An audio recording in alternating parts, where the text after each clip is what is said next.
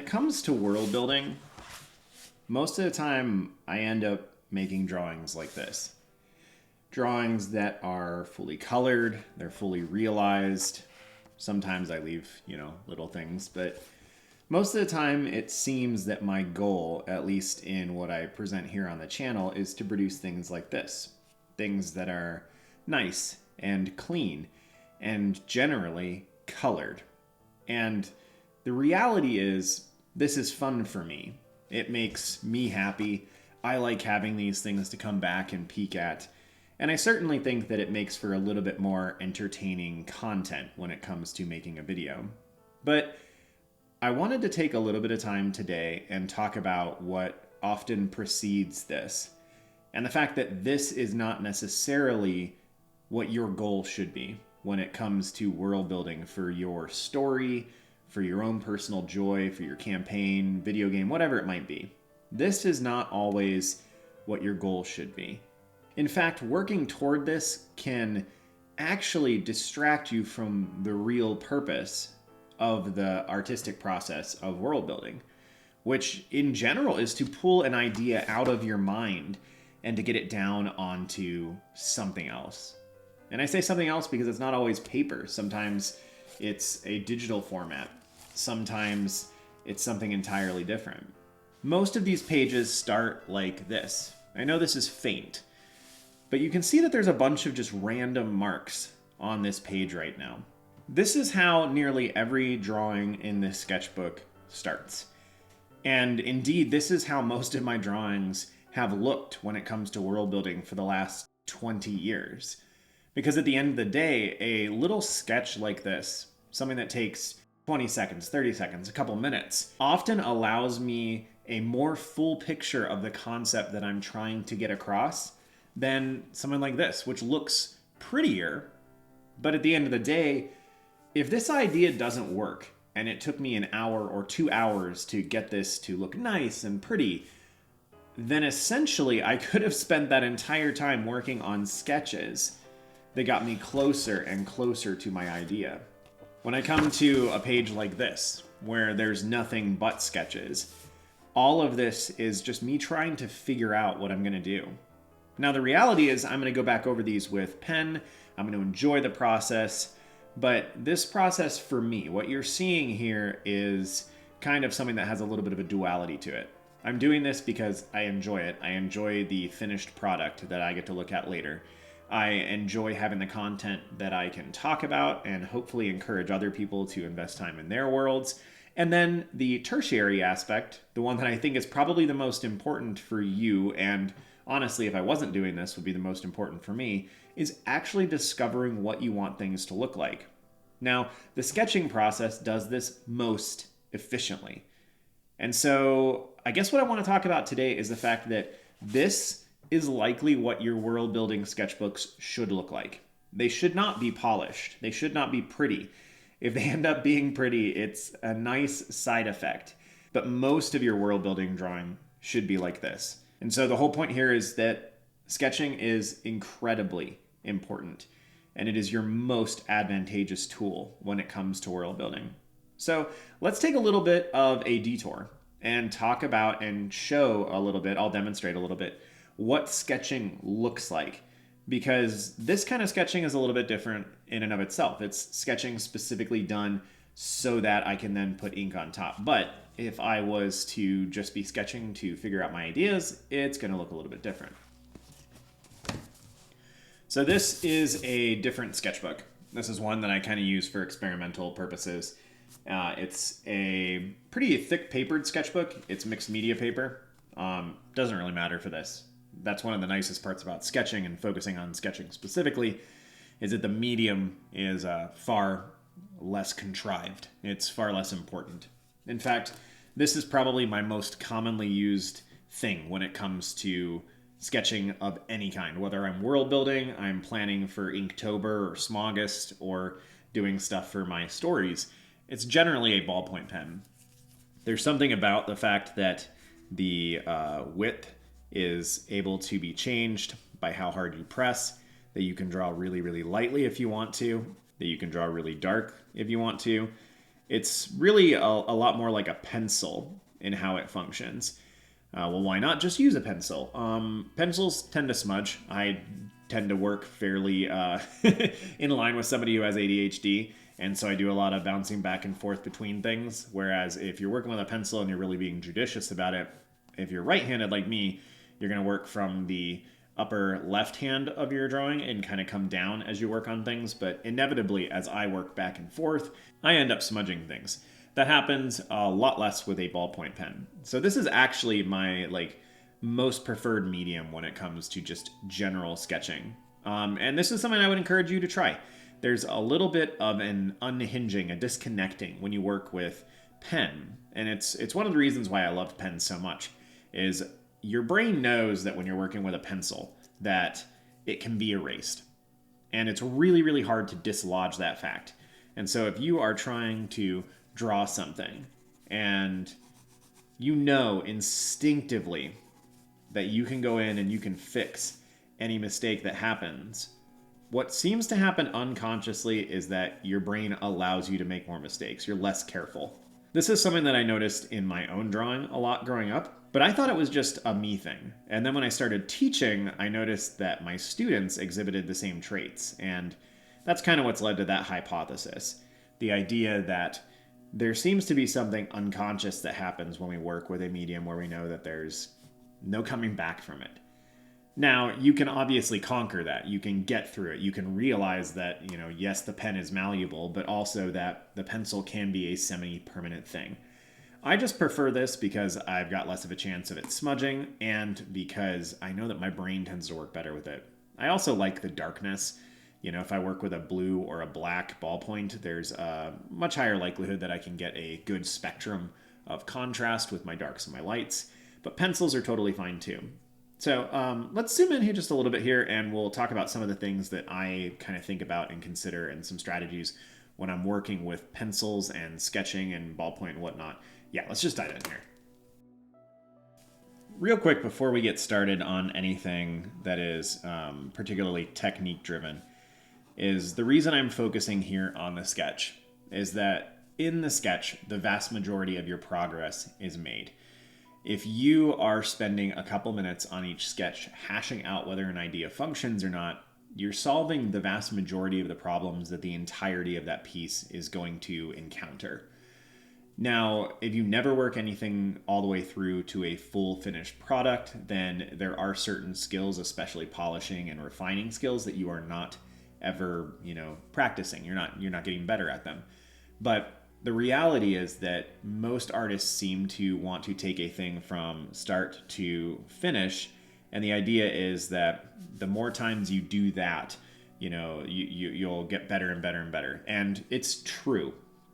But I found that if you spend a lot of time focusing on the practicing, on the sketching, on refining a particular component of your artistic skill set, and then periodically working something all the way to fruition, all the way to the end, that tends to allow you to progress a little bit faster. And it also allows you not to get hung up on things, because the skills that you need to invest to really finish a drawing, to polish it off and make it beautiful, frankly, they're only encountered at that end stage. And if you haven't solidified everything in the beginning, it's not going to matter how much you polish it. And you see this a lot with beginning digital artists, where certain portions of the drawing or painting will feel amazing, but then there's basic anatomical stuff that is just off, or perspective issues that are really apparent. So most of what you're going to work through, you're going to work through in the sketch. And that's part of the reason why I like to focus here. So the first thing I want to talk about is undersketching. And that's something that I do regardless. I do it a ton in my world building sketchbook. But that's this idea, if I'm using a ballpoint, it's going to be kind of like this, where I'm going to use really light lines to kind of give myself the architecture of a particular thing. Sometimes, if it's a building, like this seems to be, I'm going to hash out some of the basic shapes. I'm going to give myself some ideas. And the reality is that some of these marks are not going to stay through to the end. I might make something just to see if it's going to work. And if it doesn't, then when I come in on my next pass, I will basically just not accentuate that. The sketching phase should be open and loose. It's incredibly difficult to mess up a sketch because the purpose of a sketch is not to be a finished perfect thing. If you mess up a sketch, it means that you haven't kept your eye on the ball. You've lost what you were aiming for. In most cases, the purpose of the sketch is to make sure your idea will function, to figure out how you want to solve a problem. If you're working on world building and you're trying to design a particular set of buildings or structures or weapons or trees or whatever it might be, your goal is to find an aesthetic that works to solve a problem. Like, how do they handle light? How do they handle having these buildings that are up inside of giant trees? What's going to make that function? And a lot of times it's going to be repetitious sketching to figure out how you can solve those kinds of problems. So you can tell even here, we're very early on, and I'm just starting to go in and find the lines that I preferred out of that first batch and darken them in somewhat. Already we get something that feels a little bit more reliable or convincing. Now I could easily come in here and just darken this in, which mostly is just going to allow me to differentiate between these forms and the background, because this makes it darker than the white of the paper. And I haven't thought about this, like this thing I'm making right here. It doesn't have a culture it fits into. This is just kind of random design work. I also find that the pen is a little bit less refined and perfect. And what that means is that some of these marks will inevitably, if I go like this, you'll notice right here, for example, that mark is darker. There's another one right here that's just a teeny bit darker than everything else. The pen is not perfect. It leaves tiny little dots as like the ink builds up on the ball and whatnot. And I find in this kind of sketching, that's actually rather advantageous because it makes it feel a little bit rougher. And sometimes you end up with these little details in that process that actually make the drawing feel a little bit more traditional or authentic, or, maybe it's just a me thing, but I rather enjoy them. You can see like this sketch right here, which is a very quick sketch, was started just by giving myself these basic shapes, these really loose kind of, let's come over here, shapes that are just giving me the architecture of how a thing is put together. And the reason that I do this, the reason that this is important, is so much of what you're trying to communicate and get across is done in shape language. And if you are able to very quickly get the shape out there, you can sit there and go like, maybe this is going to be some kind of beastie or dragon. There's something about this shape that I'm not particularly liking. Maybe this is where the neck's going to be. We can kind of hash out like, okay, that's a little bit better. I think this needs to extend up a little bit more. Let's pull that out and make it almost a little bit more aggressive. What if we had something come down there? What if we had something come out there? That might be a little bit more intriguing. Eye about there, maybe jaw split here. All of these marks I'm making are really, really light. They give me the ability then to go back over and to start solidifying things. In this case, as I solidify things, I'm going to artificially make the lines bumpy because I know that this is indicative of flesh, and so I want it to appear a little bit less rigid. Whereas if I was doing something like the architecture that I was doing over there, I would basically do the opposite. Artificially make those lines a little bit harsher and a little bit more constructed feeling. But that undersketch is an incredibly important thing. And it's probably, honestly, best done in a digital format, because in a digital format, you can just keep going, you can delete, you can warp. There's so many advantages to working in that manner. And it's part of the reason why I've mentioned recently that I'm trying to get back into digital art, and kind of my hope is to work on it frequently enough that it stops being as intimidating as it is, and then I'll be able to use it as a more frequent tool.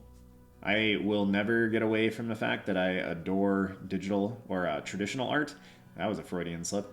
But I will probably start taking a little bit more of my stuff in to digitally color and things like that, or digitally manipulate. I really, really enjoy the physicality of working on things like this, but I do know that there is a certain amount of time that is likely able to be spent in a wiser fashion if I were to go the other way. Not that there's anything wrong with taking dozens of hours to make beautiful pen drawings, as I often do. But when I have only a certain amount of hours in a day, I kind of get to a point where it's like, I just want to accomplish what I want to accomplish. And as long as I'm not, using something that feels like cheating, then I'll be okay with it. So the undersketch here really just allows me to hash out and work out the shapes. Like the shapes and structure of this beastie's head are a lot more convincing and interesting to me than the initial shape that I put down. And if my goal was to start with just an initial shape, to be like, okay, well, we're just gonna, start drawing the dragon, I don't have any control of where things are gonna go. So much of what we see as humans when we make art is we see things based on contrasts. And so you can think perchance that, hey, I'm going to make this, traditional house and I'm going to structure it this way. And you start working on detail up here on the roof before you really go down and start processing what's down below. And then all of a sudden you make the door this big and it's like, okay, nothing about this makes any sense. So much of how we understand art and just visual data in general is by contrast. It's part of the reason why, even something as simple as this, shading it in real quick so that it feels different than the background, is an advantageous thing to do. It's a beneficial thing to do. And so getting that undersketch, some kind of sketch that allows you to understand the wholeness, even though it's a shadow of what the end product will be, that shadow is going to allow you to make better decisions about what you're doing. So if you are one of those people who tends to try to just dive in and make something perfect as you begin, I would encourage you, start sketching more. Like, sketching should not be a bad word or something gross or disgusting. And I know for some artists it is. It's like, no, it's sketchy. It's like, no, like sketches have a purpose. The sketch is to hash out your idea, figure out your idea, so that you make sure that the thing you're investing time into is worth your time and you're not wasting time. Let's take a moment and talk about some of the other mediums that you could use for this, because sketching with ballpoint pen is not going to be for everyone. I'm not going to try to pressure you into using it. I enjoy it. A lot more people are just going to use one of these guys, just a regular pencil. I use mechanical pencils primarily because they're consistent. This is a 0.5 millimeter. I just keep these everywhere. I've got lots of them. But it doesn't really matter what kind of pencil you use. In fact, there are times where using a thicker edged pencil is going to be better. When you are pencil sketching, the biggest thing that I would encourage you to do is do not choke up on your pencil like this. When you are doing sketches, hold the pencil back further. I will actually often draw right back here when I'm trying to get in the initial stages of a thing. That might feel a little bit uncomfortable, but you should learn to manipulate the pencil in different ways depending on what kind of work you're doing. If you're doing detail work, coming up right up next to the tip is going to be beneficial to you. But if you're going to try to make light marks that are more loose, then you want to hold the pencil back a little bit further. This is in general true of like whether you're painting, drawing with pencil, pen, whatever. So the same principle exists here. The advantage is that we can erase things if things go poorly, or if you, like me, want to take ink over the top later, then you can come in and you can work with the ink. But the other part of this too is that there's nothing wrong with leaving a sketch as a sketch. Like, it doesn't have to be something that gets refined later. And simultaneously, it can be a sketch that's turned into a drawing. If you take this quick sketch, like this is really fast. If you took this and then spent 20, 30 minutes refining it and building it into something, you would turn that sketch from a sketch into a drawing. Now, again, I'm not really thinking about what I'm doing here in so much as like, who lives in this house and what are all these architectural elements? But one of the things I really enjoy about pencil is that even just like the random scribblies or working in just a teeny bit of, shading underneath a thing gives it so much more character. And that's much harder to convey. It's actually one of like the primary struggles of working with the microns that I do in so much of my content, is that this kind of subtlety that is so easy to achieve with a pencil is so difficult to achieve with microns because they have no subtlety to them. With a pencil, I can sit here and go from this super dark and then just slowly alleviate how much pressure I'm applying. And you can get to really, really light tones. And that's amazing. Like that is obvious. I mean, it's so obvious, right? It's something that everyone can utilize and can do, but like try to do that with this guy.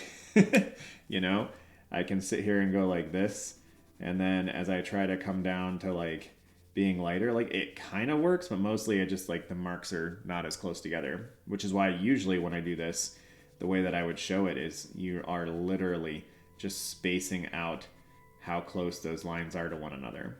Yes, there is some level of, if I push harder, I'm going to get a thicker line than if I push less hard. And if you can actually get to where you can just get a glancing blow on there, you can get a little bit thinner lines, but that's not what this medium is designed for. This medium is designed for precision, for having every mark be the same. And that's fine. It has its place. It does not need to be the gold standard for your world building. A pencil is likely the most common thing you are going to have. So I think some of you might actually run into these more frequently. They give them away all the time. Like you know, so many businesses and banks used to give away just little ballpoint pens, and so I have so many just lying around all over the place. They're wonderful, but pencil is probably what you're going to encounter the most. And again, the strategy for working with pencil sketching, I would say, is very, very similar. I would encourage you to very lightly just start by sketching out the outlines, and then if you don't like what the contour looks like, what the kind of outline looks like, then modify it. You can go back over it, you know, in an early stage like this. Let's say I decided like, no, I'm going to just get rid of all that underlying stuff there. We're going to have another edge to this roof. We're going to come down this way. All this stuff's just going to get shaded in. I could just shade it in like that. I could actually bring in an eraser and get rid of it. I'm not going to, because the whole table and everything will vibrate as I do, and it's rather unpleasant when I'm recording. Something funny, but yeah, whenever I do large amounts of erasing, I pretty much just like cut that portion out of the video because the whole table vibrates and everything gets weird, and it doesn't seem very interesting or exciting to watch somebody erase things. But the nice part about pencil is, as you choke up on the pencil a little bit more, as you push a little bit harder, you can start to get very substantially different kinds of marks. Your marks can get a little bit more fine, you can have a little bit more detail in there, and you can darken things in fairly substantially. Pencil is maybe like your best all-purpose tool for this kind of thing. And if you are going to go back over a piece later and you're going to apply color to it, or you're going to ink it like I do, then you don't need to do this kind of shading and detail. That's just not necessary.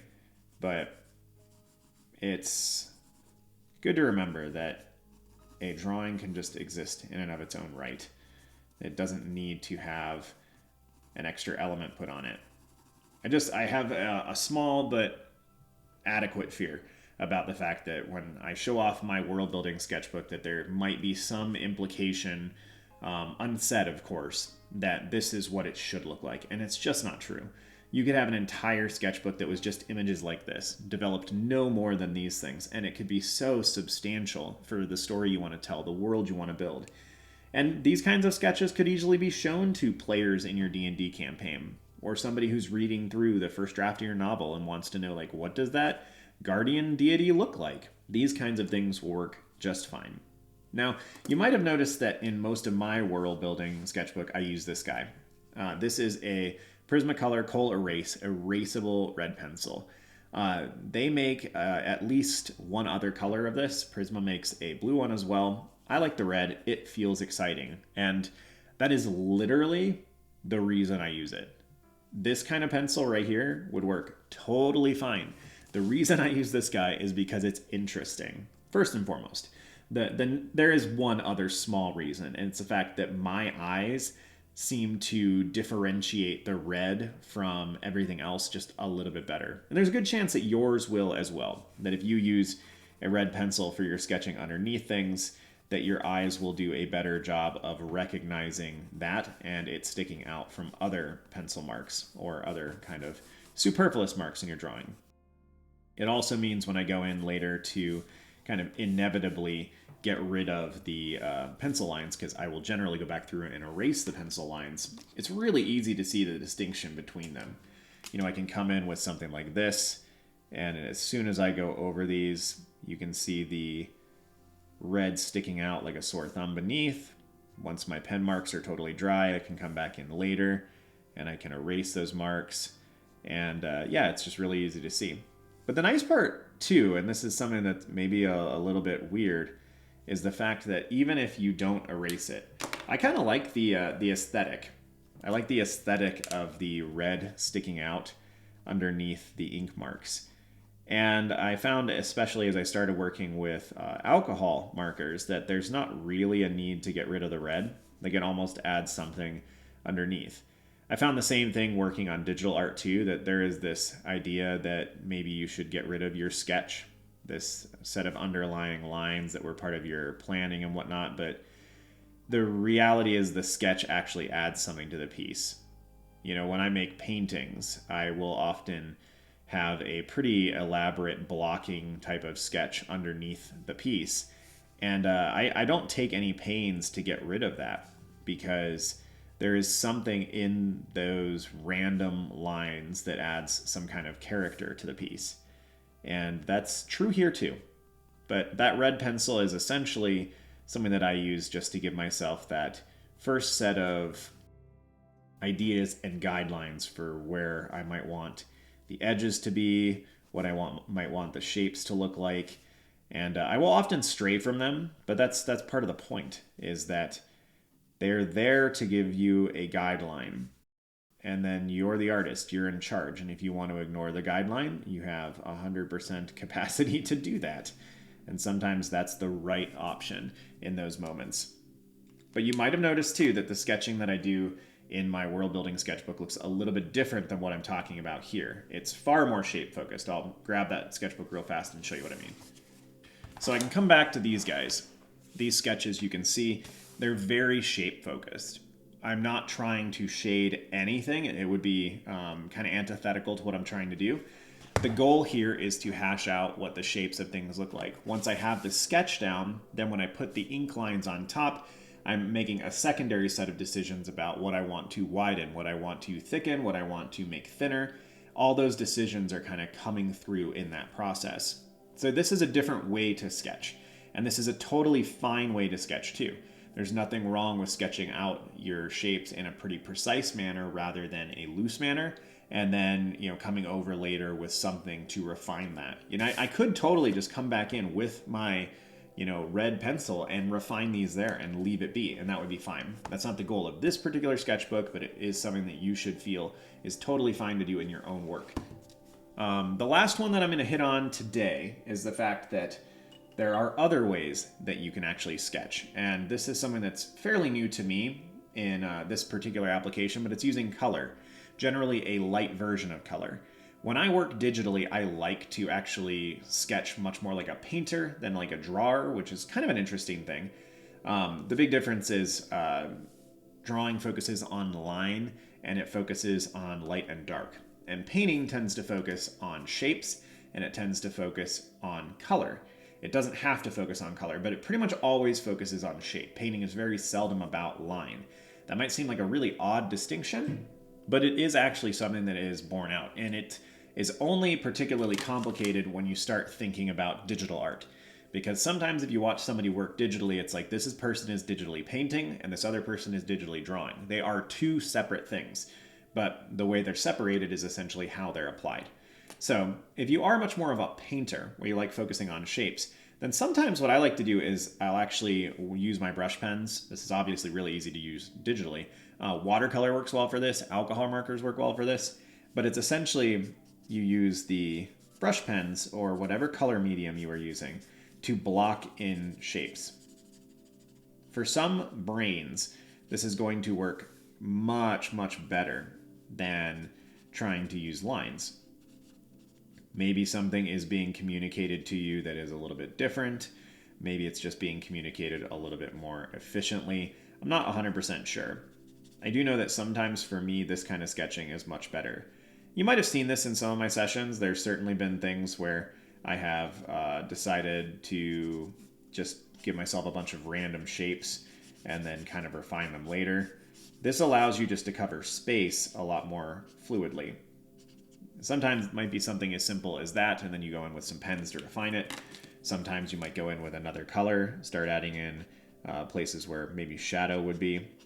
This is, again, just going to be a lot faster than working on just using a pencil or a pen to shade things. And again, this is probably one of the biggest advantages of working digitally, because this kind of stuff in a digital format is so easy to do.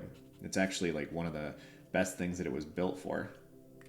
But then really quickly I can come in with like a black pen. Generally I would wait until this is totally dry because there's a good chance this might bleed a little bit.